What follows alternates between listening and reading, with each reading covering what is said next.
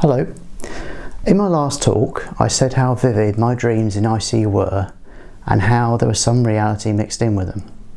Soon after I arrived on the ward, after leaving ICU, I was given my phone back, so I started to write down what I could remember of my dreams and memories when I was in ICU. I felt I had to write this all down as my mind kept analysing things over and over again, and I found that writing things down helped to offload these from my mind. In the months since leaving hospital, I've been very curious about where this reality had come from. I'm now sure that I was seeing and hearing what was going around me, both when I was asleep and half awake. I also knew that family and close friends were there with me. So if you ever had to visit someone in hospital who's not awake, then please talk to them, as I'm sure they'll be able to hear you. Also, make sure and assure them they're in a safe place and they're being looked after.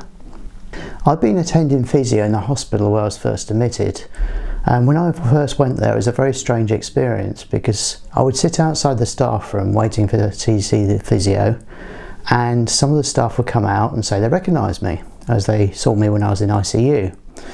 I'd sort of recognised them, their faces were looking familiar but slightly different, and this became very emotional because it caused me to have flashbacks to my time in ICU. I felt that ICU for me was a kind of horror story, a mix of pain, wanting to escape, terror and being scared, mixed in with memories of nurses looking after me and some funny things. My physio also saw me in ICU, and she explained that a patient is not asleep the whole time. They're actually woken up almost every day to make sure they're okay and they can respond. And the aim of this is to make sure they only sedate them for as long as necessary. So if they react okay, they keep them awake. If they have problems, they send them back to sleep again for the next day. So this explains why I kept seeing people. I was put on a cocktail of drugs. A nurse would always be on the computer next to me adjusting things. I do have memories of thinking I was left alone and panicking, but I wasn't able to turn my head and see the nurse next to me as I had tubes in my neck. So behind me is a picture of my room in ICU. I was in the isolation room because I was so unwell. I took the photo when I went to visit ICU recently. So incidentally, if you stayed in ICU, I'd recommend you go back to visit. I found it very emotional, but it helped with my experience to set aside things and explain things I saw and remembered. Also, I think it's good for the nurses too. They are people too, and they spend their career looking after patients, and not many of them go back to say thank you. So if you do go back, take some chocolates with you and say thank you to them. I saw a lot of things in this room in my dreams. I wasn't wearing my glasses for a while, so things were a bit blurry, but this made the hallucinations a lot more interesting. The window to the left is for a scrub room. When visitors came in to see me, they would wash their hands, put on protective clothing, and I could see them through the window. They'd be waving at me. The light was almost always off, so I'd see reflections of the equipment behind me. This turned into a museum of Star Wars figures, and I kept dreaming of being trapped inside a room in the museum. A friend of mine was in the hospital at the same time as me. He and his partner were having a baby. I knew that another friend of mine came to visit me during this time, and she later admitted she ran out of things to talk about, so she'd talk about just about almost anything, just so I'd know she was there. I did know she was there, and I remember seeing her, and I think she must have mentioned at some time that this friend of mine was having a baby, as I thought they were actually in the room with me at other times. The daydream or hallucination I had was that the nurses were doing something wrong, and my friend was in the room with me typing messages on a screen in the ceiling, and the screen was probably my interpretation of the ceiling lights. I mentioned this to one of the nurses. Her name was Elaine. I mentioned about her in the last talk. I told her about this hallucination I was having, and she actually asked where the screen was. She was moving backwards saying, "Is that it? Is that it? Is that it?" And I think she was basically humouring me, but in a nice way. And then eventually I got bored and went back to sleep again. So my dreams when I was asleep were a mixture of hallucinations and things that really were going on. The window opposite my bed looked out into the ICU ward, and I could see people moving around. They're a bit blurry, so maybe I didn't have my glasses on at the time. I thought I could see someone modelling a dress. They were slowly turning round and round. And maybe it was a Christmas outfit because it was near Christmas. I also thought I was in a side room of a burger bar in Saudi Arabia. I could see people flipping burgers through the window and customers at the counter. The sliding door next to me led to a shopping centre. At one time the door was opening and I thought I was trying to escape. The pillow that I had my head on turned into an alien nurse holding me down. This then triggered a nightmare that I was on an ambulance trying to escape. And one of the nurses was driving, she was driving round and round in circles. So could that have been when they were moving me in my bed? Don't know. Someone was rattling a key next to my face and somehow the door was locked and the doctors were trying to get in and they wanted me to get up and unlock the door. I tried to move but I couldn't. My family and friends were in several of my dreams. I thought one of my friends was a ghost who was coming back to see me. My mum and dad would come into the room and say hello and sit down, and there was one point where it seemed to happen over and over again very quickly, and then they blur and change into Lego figures. One thing the physio found amusing, and I recently told her, was a dream involving a long red tube. I was dreaming or hallucinating that was a spy in Saudi Arabia. I'd been kidnapped and I had a GPS tracker around my neck. I knew the physios were in the room and I remember a face I later found out was one of the physios. And I asked her to hold onto the GPS device, and she took this long tube from my head and held onto it. I've now worked out that this must have actually been a stethoscope. My physio thought that was rather funny and I had to tell that story. The physios were trying to get me to lift my arms, and in my hallucinations I thought there were people sitting on them, and I tried to tell them to get off. A lot of the dreams I had involved sensations of moving up and down. My hospital room was on a speedboat crashing through a storm. At one point the room was flooded with water and there was a loud bang on the side of my head. And I wonder if maybe that had something to do with the bed bath, and maybe I got some water in my ears and it popped. In another moving dream, I was doing a motor race through a hilly village. I met the royal family, bought an organic carrot from Prince Charles. I think these moving dreams must have been me feeling the gentle ripples of my Ripple mattress. The Ripple mattress is used to prevent bed sores, but my body must have felt this gradual moving up and down and was trying to explain to my brain what the sensations were.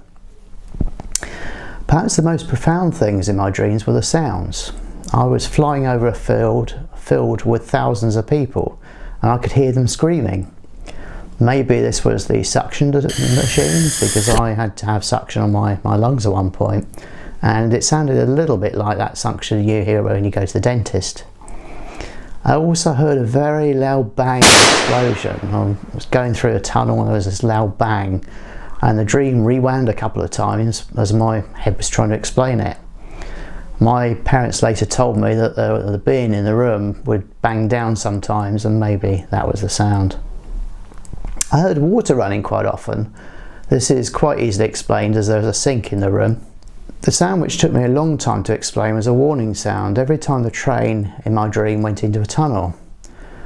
A nurse would be giving me a bed bath and I saw him bringing sheets into the room and then running water. Then I'd hear this warning sound and the nurse would leave the room and the train would go through a tunnel. When I later left ICU, I heard a blood pressure monitoring machine which sounded a little bit like that sound, but not quite. Then much later I was in hospital again and I heard that exact sound coming from down the corridor outside. So I asked a nurse and she kindly went outside to investigate, and it turned out that there was a trolley in the corridor with some ambulance technicians next to it, and the noise was one of those drip low alarms. It's such a distinct noise that I knew for sure it was exactly the same thing, and my mind then put that experience aside. So my mind has been trying to find solutions to all the things I experienced. I know this is an impossible thing to find all the answers, but I find that it really does help with flashbacks to put them aside when I have an explanation for them. Diaries are an amazing thing for filling the gaps. when I was out of ICU, I wanted to know what happened to me, as the last 2 months of my life felt like a huge gap in my life. Luckily, my mum kept a diary, so I'm very grateful for that. Some hospitals do keep a diary on the ICU ward, but some don't. So I think it's a very important thing to know that someone is keeping a diary in ICU for when the patient comes out. I know the radio was left on when I was in ICU. This kept my mind stimulated. The station was a talk station with some music. I remember some dreams with music in. Others I had definitely picked up on something from the radio. I had a very long dream about Saudi Arabia, and this has become a bit of a joke with family and friends. I was a spy tracking down a terrorist. The important thing is that I knew in the dream that the King of Saudi Arabia had recently died. I don't know where I got this information from, but actually in reality he died 10 months before I was in hospital, and I only recently found this out. So I think that I must have heard someone talking about it on the radio. Also, I thought the hospital was under attack and the doctor was talking about turning the lights off and pretending we weren't there. This must have been at night time when the lights were turned off, but I also think I picked up on the Paris terror attacks, which were 6 days after I came into ICU. In my thoughts and dreams, I was talking and having conversations with people, but nurses I later spoke to said that I was delirious, and my parents said that I was mumbling, so I probably didn't say out loud what was in my mind. I remember one time I was trying to ask how much my meds were costing and pointing to a windowsill where I thought all the meds were being placed. But in my mum's diary she says that I was mumbling and pointing. Later I had a trachea, so I couldn't talk anything above a faint whisper. Yet I would have thought I was still having conversations with people. At one point I even thought I could read people's minds. I thought that I had an American accent and I was trying to impersonate Leonard Nimoy. I think this was part imaginations. I definitely can't do an impression of Leonard Nimoy. I remember about the same time someone shining a laser towards my eyes, which I was trying to avoid. So I think maybe this was one of the torches the nurses was trying to shine in my eye. And my parents later said that, yeah, they did that and it really hurt my eyes. Also, I thought I could speak Arabic, which I definitely cannot, and I thought I was having a conversation with the nurse in Arabic. So to conclude, a lot of my memories in ICU are a collection of dreams which merged into hallucinations when I was awake, mixed in with some memories of things that really did happen. I remember quite early on acknowledging that animals running around in the room were actually a hallucination, and that the cocktail of drugs I was given, along with my body's reaction to the illness and the infection, had a lot to do with it. But the important thing was that sometimes I was very scared and sometimes I knew that people who cared for me were there with me. I know that a friend of mine kept telling me I was safe. I think that really helped me. So I think it's an important thing for a patient to know that they are safe. I can't say that being in ICU felt safe experience, but I guess it could have been a lot worse. I have experienced flashbacks so strong that I feel I'm actually back there in ICU, and that becomes very emotional. But my experience is that explaining these images with reality really helps. Thank you.